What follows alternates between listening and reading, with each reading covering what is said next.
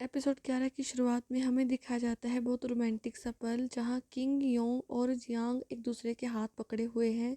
जहाँ किंग अपनी भावनाएं उसको बताता है और एक दूसरे को ये दोनों किस करते हैं। किस के बाद जियांग थोड़ी परेशान और दुखी दिखती है। तभी किंग उससे पूछता है कि तुम मुझे पसंद नहीं करती हो। तभी वो समझाती है, मैं जिस दुनिया से आई हूँ वहाँ उसके पिता उसका इंतज़ार कर रहे हैं। किंग कहता है, अगर तुम्हारा जाना इतना ही ज़रूरी है तो मुझसे वादा करो, तुम मुझसे मिलने वापस ज़रूर आओगी।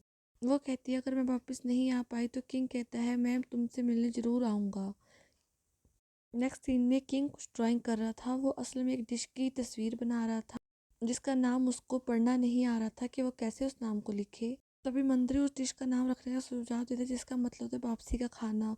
राजा ये सुन के गुस्सा हो जाता है कि इसका मतलब वो उस खाने को खा के वापस चली जाएगी। ये सुन के मंत्री डर जाता है और कहता है, नहीं नहीं, मैं तो ऐसे ही आपको बता रहा था। अगले सीन में पता चलता है आज वहाँ बड़ी रानी का जन्मदिन है, जिसकी खुशी में सब लोग खाना बनाने में व्यस्त हैं। बावर्ची। तभी वहाँ पता चलता है हेड क्वीन अब वो गोश्त नहीं खाएगी। वो अब कुछ दिन के लिए गोश्त को लिए मनाही करती गई है। जो सोती है ऐसा खाना बनाना पड़ेगा जो जिसका स्वाद गोश्त जैसा, पर गोश्त ना हो। तब अपना पूरा दिमाग यूज़ करती है, आंखें बंद करके सोचती है कि अब कैसा कौन सा खाना बनाया जाए। तभी उसके दिमाग में चलता है और वो सबको कहती है, मेरे पास इस समस्या का हल है और हम बनाएंगे सोयाबीन। अगले सीन में हमें मोक्शु दिखाई जाती है जो हेड क्वीन से मिलने जाती है, उनको बधाई देती है जन्मदिन की।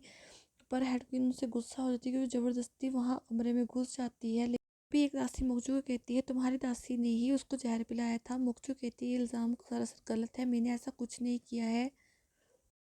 दूसरी तरफ जसन अपनी साजिश का अंतिम रूप दे रहे हैं। उन्होंने फौज की सुरक्षा में लगे आधे गार्डों को अपने गार्डों से बदल दिया है ताकि बाद में जंग कर सके। दूसरी तरफ हमें रानी और राजा को दिखा जाता है जो फंक्शन के लिए तैयार हो रहे होते हैं। तभी उनके पास वहाँ आकर वो उसे बताता है कि चूहे ने आत्महत्या कर ली। ये सुनकर राजा को शौक लग रहा है। वो जो कहता है कि इसके बारे में पता करो।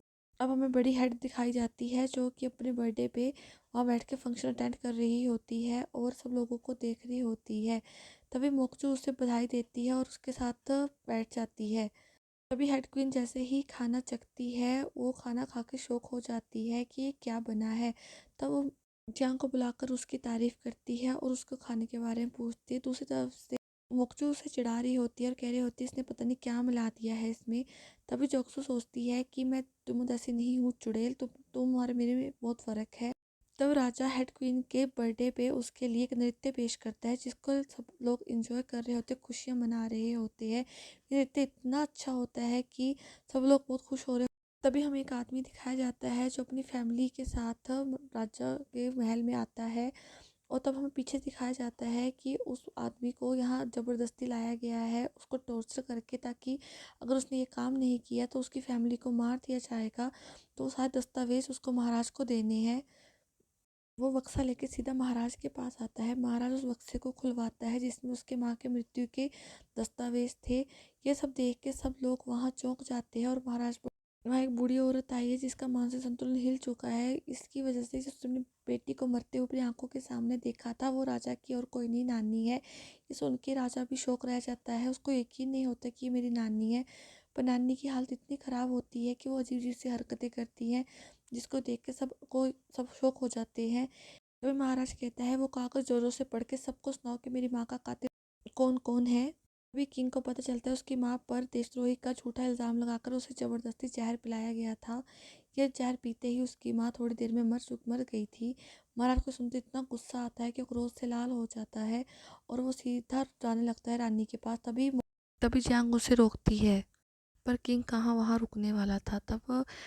तभी जियांग जाके चॉकलेट नानी को देती है क्योंकि उसे पता है इस चॉकलेट से उसको असर होगा। तब वो नानी थोड़ी चॉकलेट खा के नॉर्मल हो जाती है। जैसे ही राजा क्वीन पे तलवार तानता है तभी वो रानी थोड़ी नॉर्मल हो जाती है और कहती है कि तुम्हारी माँ कभी नहीं चाहती तुम ऐसे राजा बनो। ये सुन के राजा बहुत रोता है और अपनी तलवार वहाँ फेंक देता है और जाके एक जगह बैठ जाता है जहाँ वो दुखी हो रहा होता है।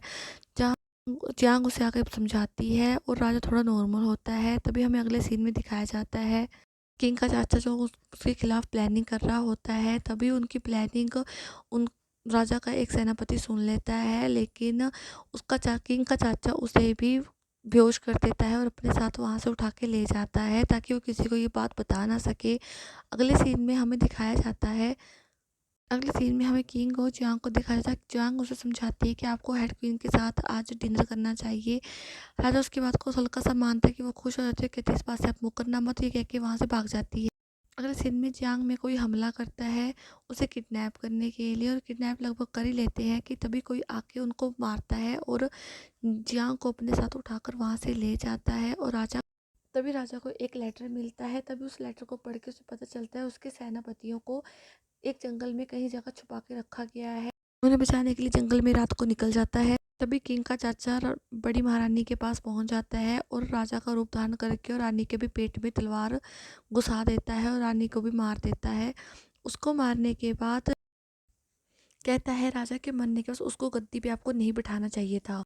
नेक्स्ट सीन में राजा जंगल में पहुंच जाता है जहां वो अपने मंत्री को पेड़ से लटके हुए देख के फटाफट वहां भाग के उसके पास पहुंच जाता है और छुड़ाने लगता है। तभी वो मंत्री चिल्लाता है कि महाराज आप अपनी रक्षा खुद कीजिए, और उसे तीर आते हुए देखता है, धक्का मार देता है महाराज को।